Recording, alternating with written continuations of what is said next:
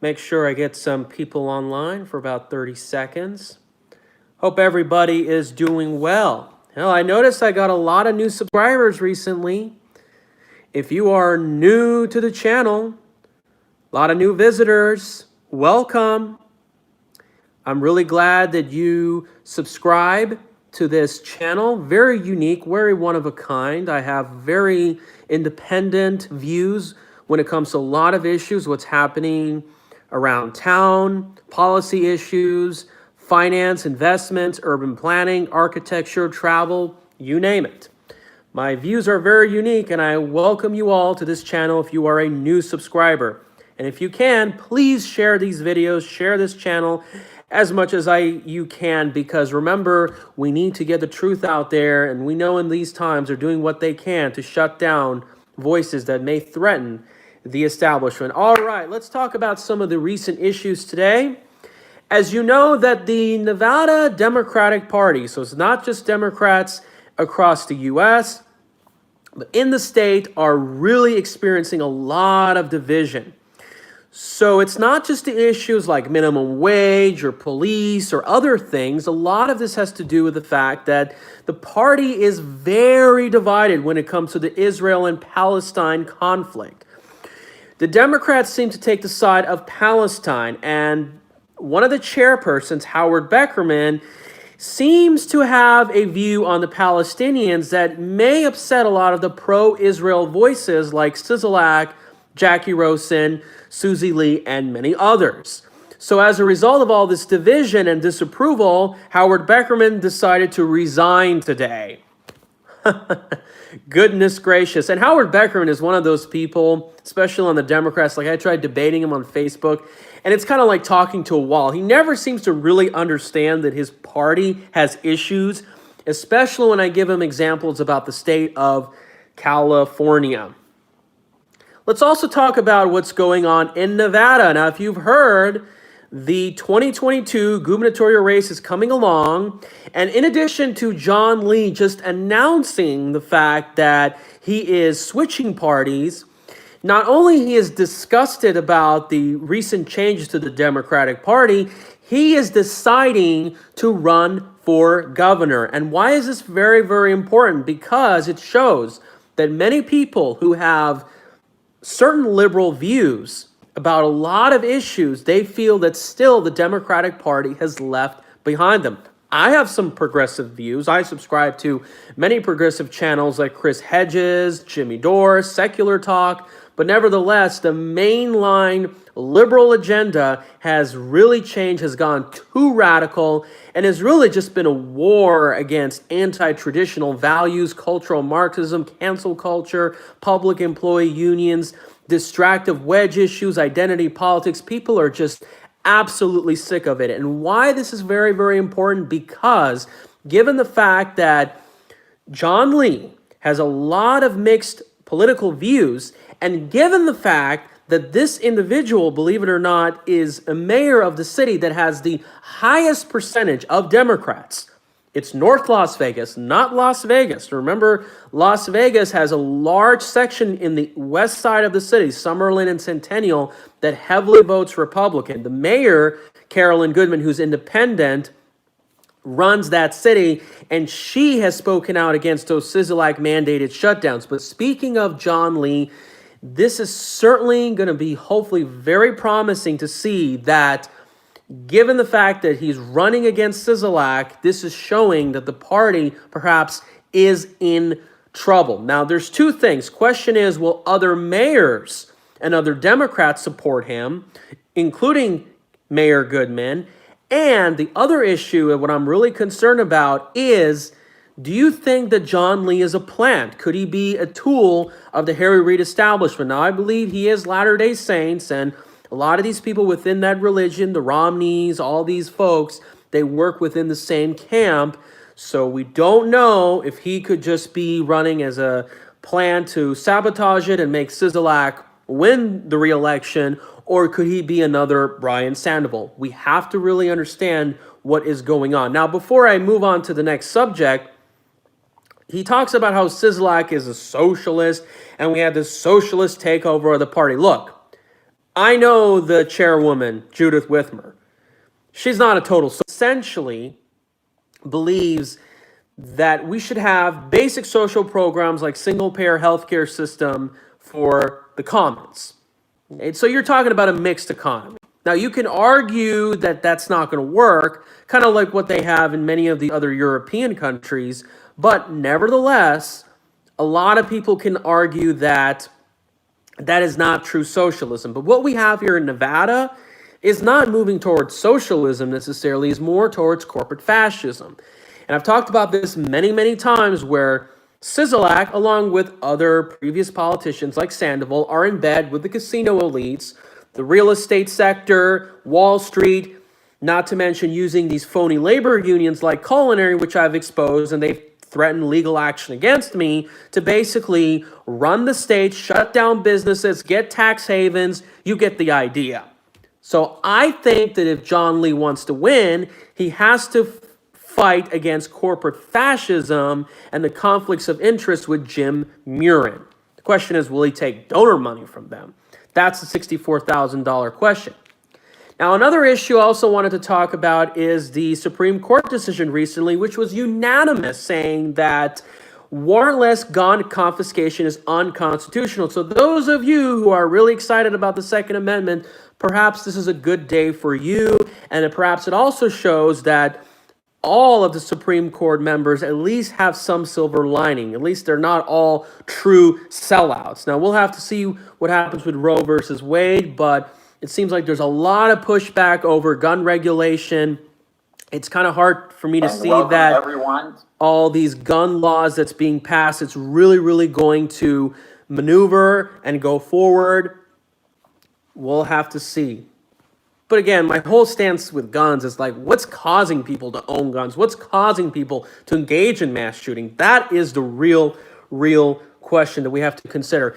And I know it's a little bit off topic, but Chicago had like 30 shootings in the last weekend. I just read this. It's just getting out of control. What a beautifully planned and well-designed city. It's just disgusting to see that it's been run by corruption, high taxes, lots of crime, you name it.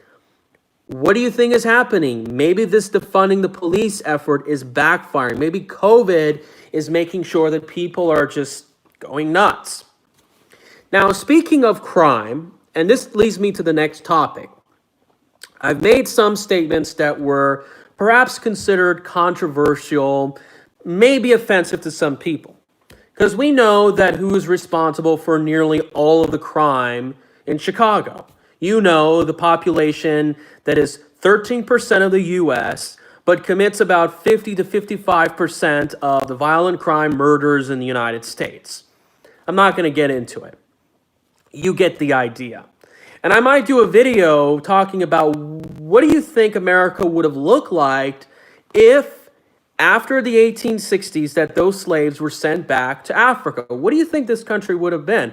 I can tell you for one thing, our cities wouldn't have been so spread out. We wouldn't have had all this suburban sprawl, believe it or not. And keep in mind that the country that my parents come from, Iran, also had black slaves. There are approximately about 10% of the southern Iranian population. That's where my dad is from, and it's no wonder why he wasn't a fan of them either. But I want to just get to the real issue with this. Now, many of you have seen my videos. I have defended European Americans, particularly people who are Anglo-Saxon, Nordic, European Protestants. And many of you think like, well, why are you defending them? You're not one of them. These people don't like you. Look, the fact is that if these people did not arrive to the United States, this country would have not been as successful as it is now. So I have to give them credit and solidarity that they are mainly responsible for the success of this country. Now, do I believe that the United States has to be only for them? No. I don't know anybody who's talking about making the country 100% that. Who is? Jared Taylor talks about making the country the majority of the population that's European American. So I do believe that, yeah, we can have some people who originate from all over the world. But at the same time, because again, you can't say that a minority is going to cause a problem or it's going to cause a negative effect. And by the way, my main concern is the way that the media, the establishment, the corporations are pumping this agenda. That's what I'm mainly concerned about. Feeding that agenda is the number one concern I have. Not so much as in like the demographic change. Because again, the Arab population is a tiny minority in Dubai, but then again, their structure, their agenda is totally different than this part of the world. So yeah, we can welcome other races, but it's how we do it. Then again, we also have to keep in mind, though, that it's not just the politics that's changing, the economics that's changing. It's the culture that's changing. You know, I want there to be some Anglo-Saxon, Nordic, Protestant preservation in this country. I think it's a cultural element too, because they have had a lot of great influences in our country. Now, let me be fair. There's a lot of things about that culture I may not like. Certainly, because I wasn't raised in that environment so much. There's a lot of things about, stereotypical things about whites that I'm not a fan of. The horseback riding, the motorhomes, the rodeos, the bluegrass music, country lifestyle, all those different things, the alcoholism. There's a lot of things about that culture I don't like. You know, the R word. These people, they have like their beard covering their entire mouths. There's a lot of things I don't like. I may laugh at that culture. But at the same time, even though that every group of people have their less attractive features, it is still part of America. And they still need to be preserved. Which, by the way, I want to make this very clear that what should you do if you are not one of those people? If you happen to be a non-European American like myself? Well, because to be honest with you, if this was Europe, it would make sense to make it more of an ethno-state. The United States is a totally different story, a totally different ballgame. However, I want to make this clear, though, that if you are a minority, I think you should respect that kind of culture. I think you should still fight to make sure that that culture should be preserved, because under our system, we don't know where this demographic change is going to stop. We don't know if it's going to stop at 50%, because right now it's about 60%. If you look at births, they're already a minority. It's far less if you just count the major metropolitan areas. Where's it going to stop? 40%? 20%? Zero? I think it should stop somewhere. I think there has to be some level of cultural preservation in this country. And I think every group who is in the United States should condemn the negative impacts, and this is the real most important thing that I wanted to talk about, of every non-European ethnic group. If you are Asians, you should condemn the negative behaviors and influences they bring. The health concerns, the social behaviors that may piss off a lot of people, you should condemn that. As a person who's Persian descent, I should condemn a lot of the negative things that Persians bring. Perhaps, I don't know, overcrowding, competition for resources, perhaps some values that may disrupt the American way of life, the impacts on our political system. If there's elements of terrorism, I should condemn it. Absolutely. And I should also condemn the actions that Iran is doing. Now, rumors I've heard that Iran, and maybe this is why they're giving them a lot of cash, that they interfered with the 2020 election. That's what I've heard from Mike Lindell's documentary, Absolute Proof. Now, we have to see if it's actual proof. But then again, if Iran meddled with the election, I, as somebody who's full Iranian descent, I condemn those actions. You look at other races. You look at blacks. If you are black, You have to take responsibility of your actions. You have to start admitting that your people commit crime at a higher rate. You have to admit that the reason why you're apprehended by police is not mainly due to racist police, but because you guys are committing more than 13% of the crimes.